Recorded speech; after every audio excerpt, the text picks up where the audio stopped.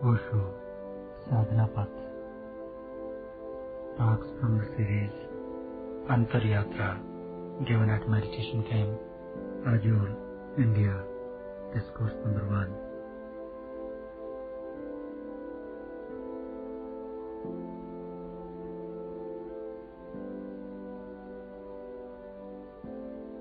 मेरे प्रिय आत्मन,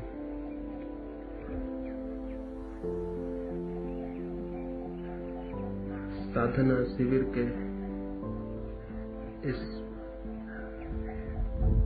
पहली बैठक में साधक के लिए जो पहला चरण, उस संबंध में ही मैं आपसे बात करना चाहूंगा। साधक के लिए पहली सीढ़ी क्या है? विचारक के लिए सीढ़ियां अलग होती हैं, प्रेमी के लिए सीढ़ियां अलग होती हैं, साधक के लिए अलग ही यात्रा करनी होती है। साधक के लिए पहली सीढ़ी क्या है? साधक के लिए पहली सीढ़ी शरीर है, लेकिन शरीर के संबंध में न तो कोई ध्यान है, न शरीर के संबंध में कोई विचार है, और थोड़े समय से नहीं हजारों वर्षों से शरीर उपेक्षित है। ये उपेक्षा दो प्रकार की है। एक तो उन लोगों ने शरीर की उपेक्षा की है जिन्हें हम भोगी कहते हैं, जो जीवन में खाने पीने और कपड़े पहनने के अतिरिक्त और किसी अनुभव को नहीं जानते हैं। उन्होंने शरीर की उपेक्षा की है, शरीर का अपव्यय, शरीर को व्यर्थ खोया है, शरीर की वीणा को खराब किया है। और वीणा खराब हो जाए तो उससे संगीत पैदा नहीं हो सकता।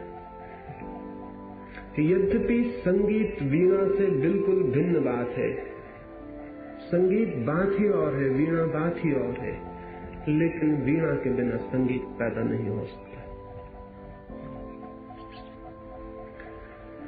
जिन लोगों ने शरीर को भोग की दिशा में व्यर्थ किया है, वे एक तरह के लोग हैं, और दूसरे तरह के लोग हैं जिन्होंने योग की और त्याग की दिशा में भी शरीर के साथ अनाचार किया है। शरीर को कष्ट भी दिया है, शरीर का दमन भी किया है, शरीर के साथ शत्रुता भी की है। न तो शरीर को भोगने वालों ने शरीर की अर्थवत्ता को समझा है, और न शरीर को कष्ट देने वाले तपस्वियों ने शरीर की अर्थवत्ता को समझा है। शरीर की वीणा पर दो तरह के अनाचार और अत्याचार हुए हैं, एक भोगी की तरफ से, दूसरे योगी की तरफ से, और इन दोनों ने ही शरीर को नुकसान पहुंचाया है। पश्चिम में एक तरह से शरीर को नुकसान पहुंचाया गया है, पूर्व में दूसरी तरह से, लेकिन नुकसान पहुंचाने में हम सब एक साथ सहभागी। वैश्यागृहों में जाने वाले लोग और मधुशालाओं में जाने वाले लोग भी शरीर को एक तरह का नुकसान पहुंचाते हैं। धूप में नग्न खड़े रहने वाले लोग और जंगल की तरफ भागने वाले लोग भी शरीर को दूसरी तरह से नुकसान पहुंचाते हैं।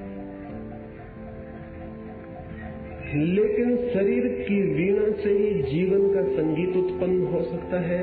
यद्यपि जीवन का संगीत शरीर से बिल्कुल अलग बात है, बिल्कुल भिन्न और दूसरी बात है, लेकिन शरीर की वीणा के अतिरिक्त उसकी कोई उपलब्धि संभव नहीं है। इस तरफ अब तक कोई ध्यान ठीक से नहीं दिया गया है। पहली बात है शरीर और शरीर की तरफ साधक का सम्यक ध्यान। उस संबंध में ही आज पहली चर्चा में आपसे बात करना चाहता हूँ। कुछ सूत्र समझ लेने जरूरी है। पहली बात, शरीर के किन्हीं केंद्रों पर आत्मा का संपर्क है, उसी से जीवन है। शरीर के किन्हीं केंद्रों से आत्मा निकटतम रूप से संबंधित है, वहीं से जीवन की धारा शरीर में प्रवाहित होती है। आत्मा और शरीर के संपर्क के जो केंद्र हैं, जो स्थल हैं, जिस साधक को उन स्थलों का कोई ख्याल नहीं है, वो कभी भी आत्मा को उपलब्ध नहीं हो सकता। अगर मैं आपसे पूछूं कि आपके शरीर में सर्वाधिक महत्वपूर्ण केंद्र और स्थल क्या है, तो शायद आप अपने सिर की तरफ हाथ उठाएं। मनुष्य की गलत शिक्षा ने मनुष्य के शरीर में केवल सिर को ही सर्वाधिक महत्वपूर्ण बना दिया है। सिर मनुष्य के जीवन धारा का सर्वाधिक महत्वपूर्ण केंद्र नहीं है। मस्तिष्क मनुष्य की जीवन धारा का सर्वाधिक महत्वपूर्ण केंद्र नहीं है। जैसे हम किसी पौधे के पास जाएं और पूछें कि पौधे में सर्वाधिक महत्वपूर्ण और जीवंत क्या है, तो ऊपर ही फूल दिखाई पड़ जाएंगे और कोई भी कह देगा कि ये फूल ही सर्वाधिक महत्वपूर्ण है। फूल सर्वाधिक महत्वपूर्ण दिखाई पड़ते हैं, लेकिन सर्वाधिक महत्वपूर्ण फूल नहीं है।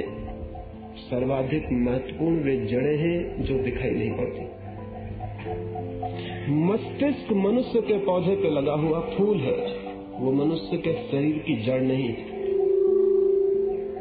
फूल सबसे बाद में आते हैं, अंतिम होते हैं। जड़ें सबसे प्रथम होती हैं,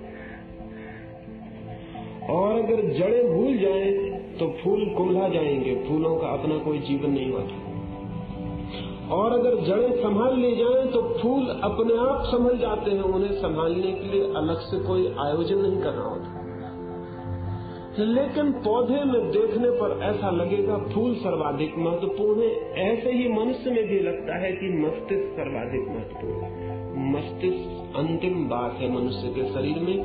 वो मनुष्य के शरीर की जड़ें नहीं, वो रूट्स नहीं है।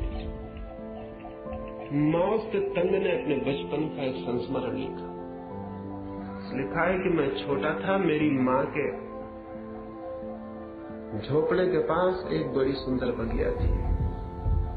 वो बगिया इतनी सुंदर थी, उसमें ऐसे सुंदर फूल आते थे कि दूर दूर से लोग देखने आते थे। फिर मेरी माँ बूढ़ी हो गई और बीमार पड़ी। न तो वो अपनी बीमारी से चिंतित थी, न अपने बुढ़ापे से। उसकी चिंता एक ही थी कि उसकी बगिया का क्या होगा। माँ वो छोटा था। उसने अपनी माँ को कहा कि तू बेफिक्र रह, मैं तेरी बगिया की फिक्र कर लूंगा। और माँ सुबह से सांझ तक बगिया की फिक्र करता रहा। 1 महीने बाद उसकी माँ ठीक हुई, तो जैसे ही वो थोड़ी चल सकी, उठ के बगिया में आ गई और देख के घबरा गई। बगिया तो बर्बाद हो चुकी थी, पौधे सब सूख गए थे, फूल सब कुम्हला के गिर गए थे। वो बहुत हैरान हुई। उसने माओ को कहा कि पागल, तू तो सुबह से सांझ तक बगिया में ही रहता था, तूने क्या किया? ये सब फूल तो नष्ट हो गए, ये बगिया तो कुम्हला गई, सब पौधे तो मरने के करीब आ गए, तू करता क्या था? माओ रोने लगा। वो खुद भी परेशान था। वो रोज दिन भर मेहनत करता था, लेकिन न मालूम क्या बात थी कि बगिया सूखती गई। वो रोने लगा और उसने कहा कि मैंने तो बहुत फिक्र की। मैं तो एक एक फूल को चूमता था और प्रेम करता था, एक एक पत्ते को झाड़ता था, धूल पहुंचता था, लेकिन पता नहीं क्या हुआ। मैं फिक्र भी करता था, लेकिन फूल कुम्हलाते गए, पत्ते सूखते गए और बगिया धीरे धीरे मुरझाते गए। उसकी माँ ने कहा पागल। वो हंसने लगी, बूढ़ी। उसने कहा तू पागल है, तुझे अभी ये पता नहीं कि फूलों के प्राण फूलों में नहीं होते और न पत्तों के प्राण पत्तों में होते। पौधे के प्राण वहां होते हैं जहां किसी को दिखाई ही नहीं पड़ते। वो उन जड़ों में होते हैं जो जमीन के नीचे छिपी होती। और उन जड़ों की अगर कोई फिक्र ना करे तो फूल और पत्ते नहीं संभाले जा सकते। कितने ही चूमे जाएं, कितना ही उनको प्रेम किया जाए, कितनी उनकी धूल झाड़ी जाए, पौधा कुम्हला ही जाएगा। लेकिन फूलों की कोई बिल्कुल भी फिक्र ना करे और जड़ों को संभाल ले तो फूल अपने आप संभल जाते हैं। जड़ों में से फूल आते हैं, फूलों में से जड़ें नहीं आती। लेकिन अगर हम किसी आदमी से पूछें कि मनुष्य के शरीर में सर्वाधिक महत्वपूर्ण हिस्सा क्या है, तो अनजाने ही उसका हाथ सिर की तरफ उठेगा और वो कहेगा कि सिर सबसे ज्यादा महत्वपूर्ण। या अगर वो स्त्री हो सकता है उसका हाथ हृदय की तरफ उठ जाए और वो कहे हृदय सबसे ज्यादा महत्वपूर्ण। हृदय भी सर्वाधिक महत्वपूर्ण नहीं है और मस्तिष्क भी सर्वाधिक महत्वपूर्ण नहीं है। पुरुषों ने सारा बल मस्तिष्क पे दिया है और स्त्रियों ने सारा बल हृदय पे दिया है, और दोनों से मिला हुआ समाज रोज नष्ट होता चला गया है, क्योंकि ये दोनों ही बिंदु शरीर में महत्वपूर्ण बिंदु नहीं। ये दोनों ही बहुत बाद के विकास हैं। मनुष्य की जड़ें इनमें नहीं है। और मनुष्य की जड़ों से मेरा क्या मतलब? जैसे पौधे की जड़ें होती हैं पृथ्वी में, उन्हीं जड़ों से वो जीवन और रस खींचता है, उसी से जीवित होता है। ऐसे ही मनुष्य के शरीर में किसी बिंदु पर वे जड़ें हैं जो आत्मा से जीवन और रस खींचती हैं और जिनके कारण शरीर जीवित होता है। जिस दिन वे जड़ें शिथिल हो जाती हैं, शरीर समाप्त हो जाता है। भूमि में पौधे की जड़ें हैं, मनुष्य के शरीर की जड़ें आत्मा में प्रविष्ट हैं, लेकिन मस्तिष्क नहीं है वो जगह, और न ही हृदय वो जगह जहां से मनुष्य प्राणों से जुड़ता है। और अगर हमें उन जड़ों का कोई पता न हो तो हम कभी भी साधक के जगत में प्रवेश नहीं कर सकते। कहां है फिर मनुष्य की जड़ें?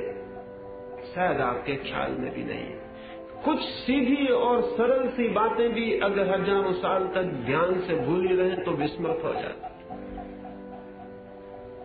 माँ के पेट में बच्चा पैदा होता है, बड़ा होता है, तो माँ से वो किस जगह से जुड़ा होता है? मस्तिष्क से या हृदय से? वो नाभि से जुड़ा होता है। जीवन की धारा उसे नाभि से उपलब्ध होती है।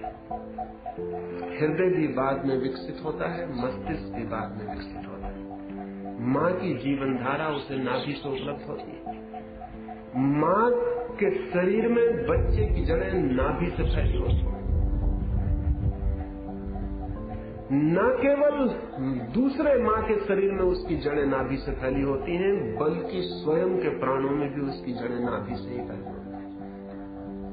मनुष्य के शरीर में सर्वाधिक महत्वपूर्ण बिंदु नाभि है। उसके बाद हृदय विकसित होता है, उसके बाद मस्तिष्क विकसित होता है। ये बात की फैली हुई टहनियां हैं, इन पर फूल भी लगते हैं। मस्तिष्क पर ज्ञान के फूल लगते हैं, हृदय पर प्रेम के फूल लगते हैं। यही फूल हमें भुला लेते हैं और हमको लगता है कि यही फूल सब कुछ है। लेकिन जड़ें मनुष्य के शरीर की और प्राणों की नाभि में होती हैं। वहां कोई फूल नहीं लगते, वो बिल्कुल अदृश्य है, वो दिखाई भी नहीं पड़ता।